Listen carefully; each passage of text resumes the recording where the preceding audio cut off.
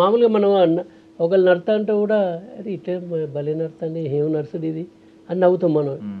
ఒక వ్యక్తి మాట్లాడతాను అనుకోండి, అంటే మంచిగా మాట్లాడతానని నవ్వుతాం. కొందరు చేతల వల్ల వస్తుంది, కొందరేమో మాటల వల్ల అవుతుంది. కానీ కొందరి చేతలు మాటలు రెండు నవ్విస్తాయి.